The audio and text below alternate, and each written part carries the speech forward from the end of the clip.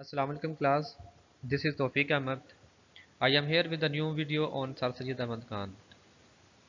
Today we will discuss in this video the political services of Sir Syed Ahmad Khan. I am recording this lecture with the collaboration of Dr. Muhammad Abrar Ahmad, Assistant Professor, University of Education, Lower Mall Campus, Lahore. Now students will discuss the political services of Sir Syed Ahmad Khan. Students war of independence जिसको हम previous lecture में भी discuss कर चुके हैं। British उसमें कामयाब होते हैं और यहाँ पे इंडिया के ऊपर जो सब कॉन्टिनेंट है इस पर बरह रास्त अपनी हुकूमत कायम करने में कामयाब हो जाते हैं। तो सबसे पहले वो मुसलमानों को टारगेट करते हैं क्योंकि मुसलमान यहाँ पे रूल कर रहे थे। मुग़ल एम्पायर जो थी वो मुसलमानों की थी, इसलिए उन्होंने। और दूसरा वार ऑफ इंडिपेंडेंस एक म्यूटनी भी हो चुकी थी, इसलिए मुसलमानों ने अपने जो गुस्सा है वो सारा का सारा मुसलमानों पे निकाला। तो और अभी भी जो वार ऑफ इंडिपेंडेंस के बाद जो कंडीशन थी ये बहुत माइजरेबल कंडीशन थी। सर सैयद अहमद ख़ान की किताब, सॉरी मिर्ज़ा गालिब की किताब जो कि यादगार गालिब उसकी बायोग्राफी है, उसको आप पढ़ें। उसमें काफ़ी वाक़यात लिखे हैं जो कि क्लियरली जो हमें इंडिकेट करते हैं जब ब्रिटिश ने लोकल्स के साथ मुसलमानों के साथ क्या सलूक करवा रखा। तो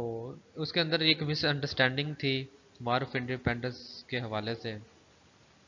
ब्रिटिश ये समझते थे कि वार ऑफ इंडिपेंडेंस इसलिए हुई कि मुसलमान चूँकि रूल कर रहे थे,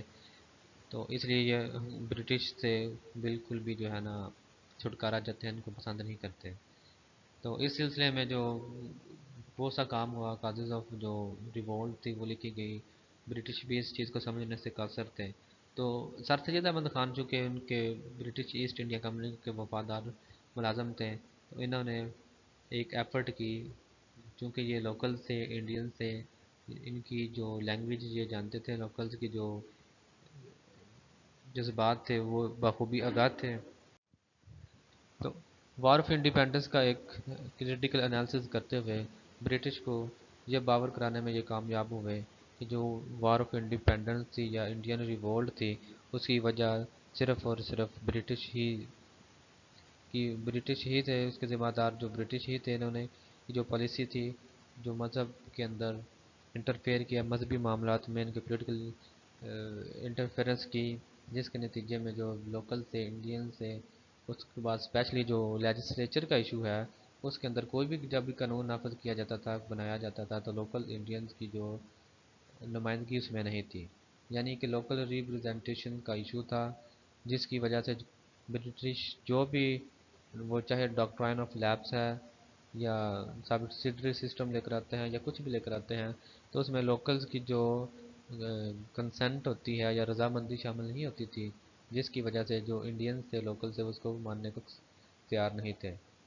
तो सर सैयद अहमद ख़ान ने सबसे पहले उनको ये बावर कराया, उनको ये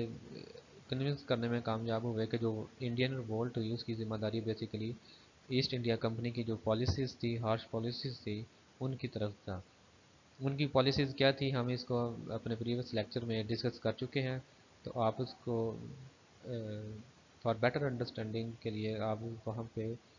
जो वार ऑफ इंडिपेंडेंस और ब्रिटिश इंपीरियलिज्म वाले जो लेक्चर्स हैं उसको आप देख सकते हैं कि ब्रिटिश की पॉलिसीज़ क्या थी, किस तरह जो लोकल थे वो उनके खिलाफ हो गए थे और जो इंडियन रिवॉल्ट हुई थी उसमें जो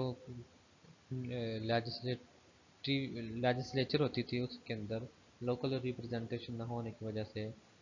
जो एक्ट पास होते थे या जो पॉलिसी मुरतब की जाती थी वो जो लोकल थे उनकी जो तमन्नाएं, उनकी जो ख्वाहिशात थी उनकी अक्कासी नहीं करती थी। सो ये एक मेन वजह थी जो वार ऑफ इंडिपेंडेंस है, ये उनका पहला काम था जिसके रिएक्शन में जो ब्रिटिश का एटीट्यूड है वो थोड़ा सा मुसलमानों के हक़ में सॉफ्ट हुआ। तो ये उनका बेसिकली पॉलिटिकल सक्सेस थी, जिसमें उन्होंने ये क्लियरली जो है मेंशन किया कि लोकल रिप्रेजेंटेशन ना होने की वजह से जो ये बगावत है या म्यूटनी है ये हुई है। اور ساتھ ہی اس کے ساتھ ایک اور کام کیا کہ لوئل محمدنس آف انڈیا کے نام سے ایک رسالہ جاری کیا، جس میں ان مسلمانوں کو ان کی لسٹ پریپیئر کی، ان کی سروسز کا ذکر کیا جنہوں نے وار آف انڈیپینڈنس کے اندر برٹش کی ہیلپ کی تھی، اور یہ ثابت کرنے میں کامیاب ہوئے کہ بغاوت جو باغی ہیں وہ صرف ہر مسلمان جو ہے وہ باغی نہیں ہوتا۔ تو برٹش اور مسلمانوں کے درمیان جو ایک کوارڈائل ریلیشن ہے یا فرینڈلی ریلیشن کی طرف یہ ان کا فرسٹ سٹیپ تھا۔ انہوں نے جو ایک رسالہ لکھا جس کو اسباب بغاوت ہند کی 507 کاپیاں پبلش کی گئیں، جس میں سے ایک انہوں نے خود رکھی، ایک گورنر جنرل کو بھیجی، اور 500 جو باقی جو کاپیاں تھیں آئی تھنک وہ انہوں نے برٹش پارلیمنٹ میں بھیجی، تاکہ وہ جو لوگ ہیں جو برٹش پارلیمنٹ ہے وہ اس چیز سے واقف ہو، اویئر ہو کہ جو میوٹنی ہوئی ہے اس کے پیچھے ریزن کیا ہے۔ اور اس سلسلے میں سر سید احمد خان کامیاب ہوئے۔ اسٹوڈنٹ دوسرا جو سر سید احمد خان کا مین ایک پولیٹیکل کارنامہ جسے ہم کیا لیں گے یا سروسز ہے، وہ یہ کہ جو مسلمانوں اور انگریزوں کے درمیان جو ایک خوشگوار تعلقات یا ان کے درمیان جو ایک نفرت کی فضا ہے اس کو کم کرنے کے لیے انہوں نے کچھ کتابیں لکھی، سروسز پرووائڈ کی۔ تو پولیٹیکلی اس چیز کو ایڈریس کرنے کے لیے انہوں نے یہ کچھ کتابیں لکھی، جس میں احکام طعام اہل کتاب ہے، تبین الکلام ہے، رسالت حقیق۔ یہ کتابیں بیسکلی اس پرپز کے تحت لکھی گئی تاکہ مسلمانوں اور برٹش کے درمیان جو ایک خلیج پیدا ہو چکی ہے، ایک جو دوری ہے، اس کے ڈسٹنس کو کم کیا جائے، تاکہ جو مسلمان ہیں وہ برٹش کے قومی غصہ سے خود کو محفوظ رکھیں، اور برٹش جو ہے وہ انتقامی کارروائیوں میں ملوث تھے۔ اسٹوڈنٹس اگر ہم بات کریں احکام طعام اہل کتاب کا، تو اس میں سر سید احمد خان نے یہ باور کرانے کی کوشش کی کہ جو اہل کتاب ہیں اور جو مسلمان ہیں یہ دونوں اکٹھے بیٹھ کے کھانا کھا سکتے ہیں، مسلمانوں اور اہل کتاب آپس میں شادیاں بھی کر سکتے ہیں، بس جو مسلمان عورت ہے وہ اہل کتاب کے ساتھ شادی نہیں کر سکتی، یعنی اگر مرد کسی اہل کتاب عورت سے شادی کرنا چاہے تو کر سکتا ہے۔ تو خیر اسٹوڈنٹ یہ ذرا ٹاپک سے ہٹ رہے ہیں، بات چینج اپنے come to the main point, تبدیل الکلام کی بات کرتے ہیں۔ یہ بیسیکلی تفسیر تھی جو کہ سر سید احمد خان نے لکھی تھی۔ سر سید احمد خان کے جو ریلیجیس تھاٹس تھے ہم اس کو ایک سیپریٹ ویڈیو کے اندر ڈسکس کرتے ہیں، اور ان کے پیچھے جو ریزن تھی وہ کیوں اس طرح کرنا چاہ رہے تھے، ان کے پیچھے بھی مین پرپس یہی تھا کہ وہ مسلمانوں اور برٹش کے درمیان جو ایک ڈفرنس آ چکا تھا، ایک جو دوری تھی، اس کو ختم کرنے کے لیے انہوں نے یہ کام کیا۔ اس کے کچھ اور بھی ریزن تھے جس کو میں نیکسٹ ویڈیو میں آپ کے ساتھ شیئر کرتا ہوں۔ اس کے بعد ہم بات کرتے ہیں رسالہ تحقیق لفظ نصارہ۔ اسٹوڈنٹس وار آف انڈیپینڈنس کے بعد مسلمانوں نے برٹش کے لیے لفظ نصارہ کا ورڈ جو ہے وہ یوز کرنا شروع کیا، تو برٹش نے اس کو کیا کہ مس انڈرسٹینڈ کیا، اس کو ان کو سمجھ نہیں، ان کو یہ لگا یہ ایک ڈس رسپیکٹ ہے، ہمیں ایک تحقیر میز ایک لفظ ہمارے لیے بولا جاتا ہے، یعنی مسلمان جو کرسچن تھے ان کو لفظ نصارہ تحقیر کے معنی میں یوز کرتے ہیں۔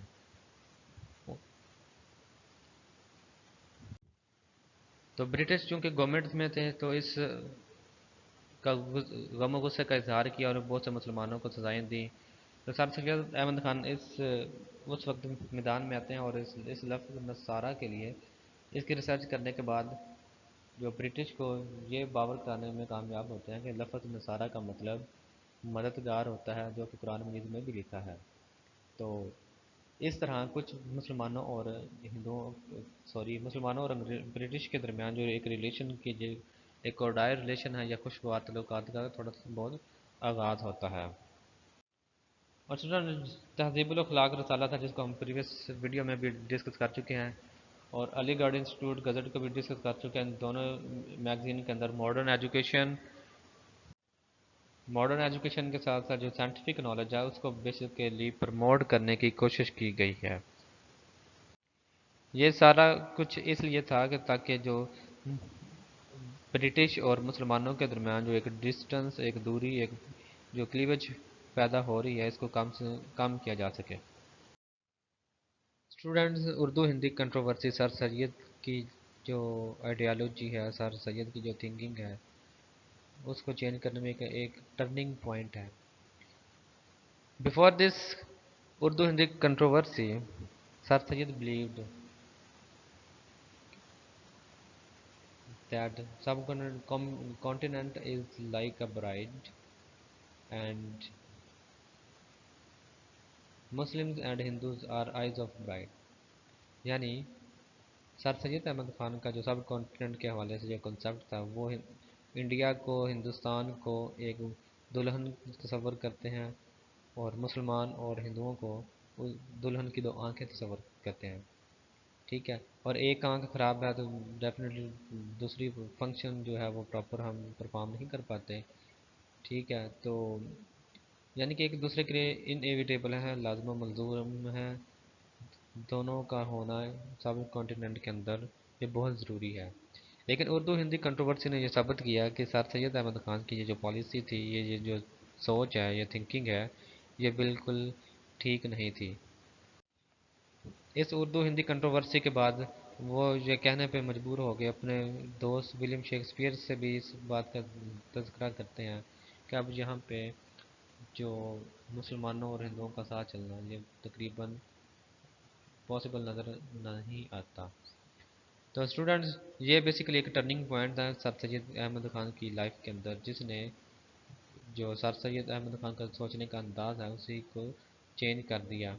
اور یہاں پہ ٹو نیشن تھیری جو انڈائریکٹلی سر سید احمد خان بھی اس کے حامی نظر آتے ہیں، یہاں پہ ربط ہوتی ہے کہ ٹو نیشن تھیری کا جو کنسیپٹ ہے یہ ہمیں سر سید احمد خان کے ذہن سے بھی ان کی جو آئیڈیاز سے وہ بھی ہمیں ملتا ہے۔ ہندوؤں کی یہ ڈیمانڈ کہ جو ہندی رسم الخط ہے اس کو پروموٹ کیا جائے، یہ کسی بھی طرح مسلمانوں کے لیے ایکسیپٹیبل نہیں تھا۔ اور اسٹوڈنٹ، ہم دیکھتے ہیں کہ بعد میں کہ 1888 کے اندر سر سید احمد خان جو سیپریٹ الیکٹوریٹ ہے اس کے حامی نظر آتے ہیں، اور انہوں نے جو فرسٹ ٹائم ڈیمانڈ کی وہ میرٹھ کے اندر 16 جنوری 1888 میں انہوں نے سیپریٹ الیکٹوریٹ کی بات کی۔ اس کے بعد 1894 کے اندر انہوں نے کوٹا سسٹم یعنی کہ جو لوکل ریپریزنٹیشن ہے جس میں مسلمانوں کی نمائندگی کا، ہم اسٹرگل موومنٹ کے اندر بھی 1/3 کہتے ہیں کہ ہم پڑھتے ہیں، بار بار ڈیمانڈ کی جاتی ہے کہ مسلمانوں کو 1/3 جو سیٹس ہیں وہ الاٹ کی جائیں۔ تو یہ جو چیزیں تھیں، یہ سیپریٹ الیکٹوریٹ، یہ بیسکلی سر سید احمد خان نے یہاں سے لیا تھا، کیونکہ ان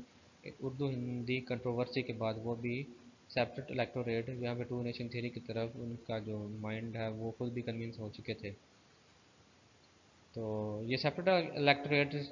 جو برٹش نے سب سے پہلے 1909 کے اندر ایکسیپٹ کر لیا تھا منٹو مارلے ریفارمز میں، اس کے بعد کانگریس نے 1916 یعنی جو لکھنؤ پیکٹ تھا اس میں بھی کانگریس بھی اس چیز کو ماننے پہ رضامند تھی، آلدو انہوں نے یہ شارٹ ٹائم کے لیے ایکسیپٹ کیا،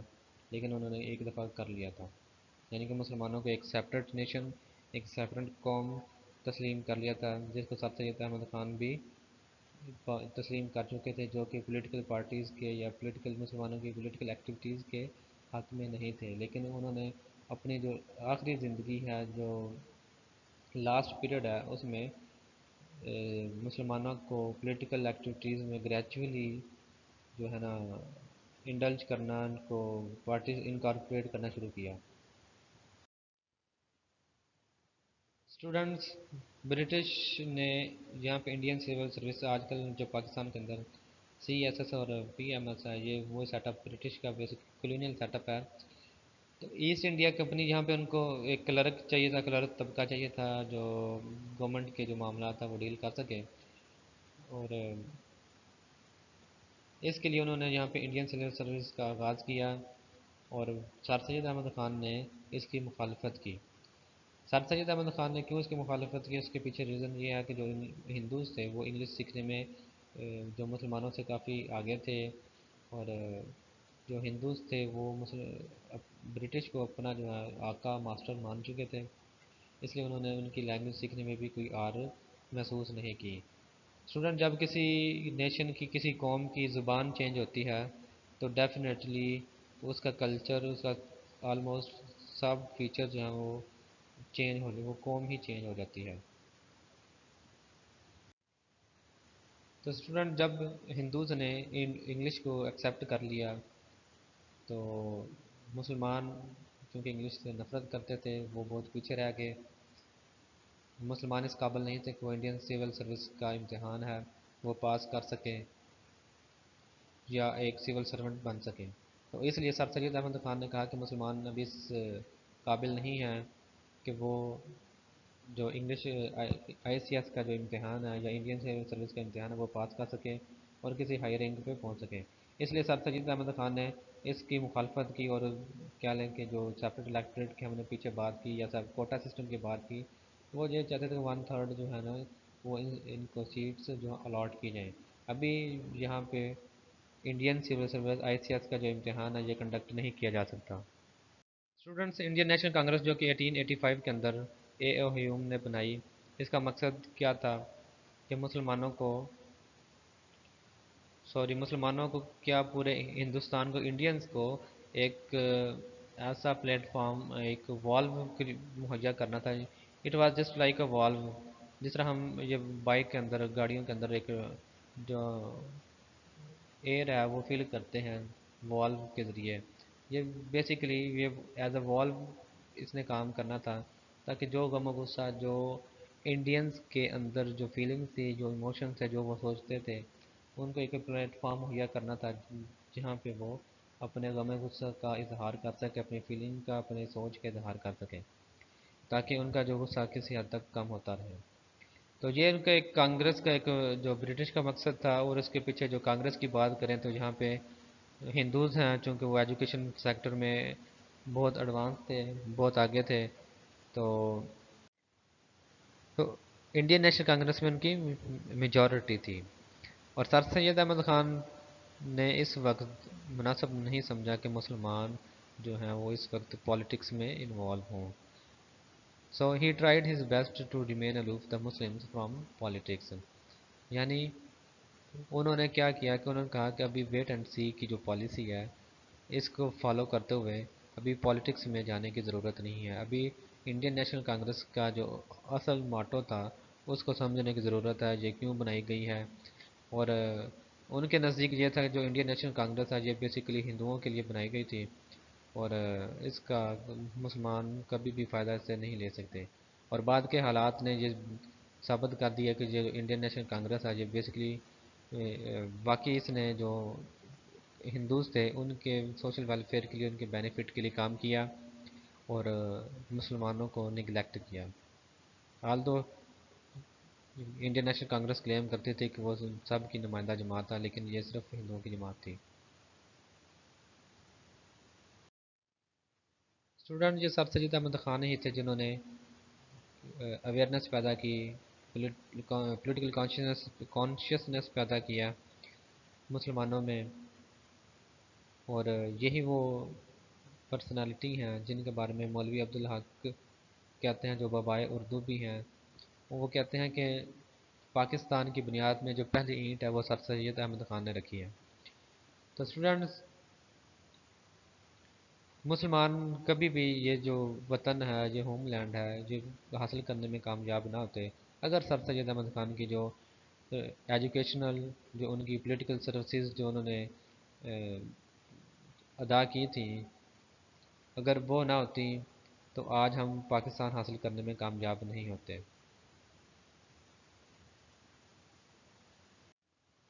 یعنی ہم کہہ سکتے ہیں کہ یہ سر سید احمد خان ہی ہے جس نے پاکستان کی بنیاد رکھی، جو وار آف انڈیپینڈنس کے بعد مسلمانوں کو جو رول ہے وہ ریوائول کرنے میں جو ان کی دور اندیشی یا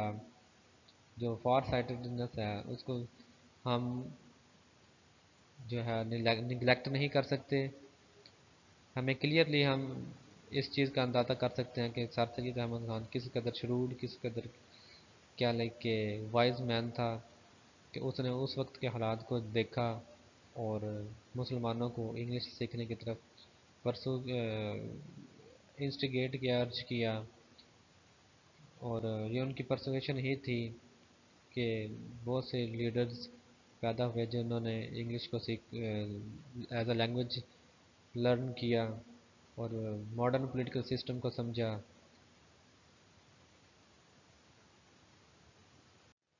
اور ڈیموکریسی کی جو سسٹم ہے اس کو سمجھا کہ ڈیموکریسی کیا ہے، مسلمانوں کا سٹیٹس کیا ہے. تو ان کی جو عمدہ مثال ہمیں نظر آتی ہے وہ قائد اعظم کا ایک کریکٹر ہے، جنہوں نے جو پریکٹیکلی مسلمانوں کو لے کے جو سیپریٹ ہوم لینڈ ہے اس کی بنیاد رکھی اور اس کو اس خواب کو شرمندہ تعبیر کیا. So students, we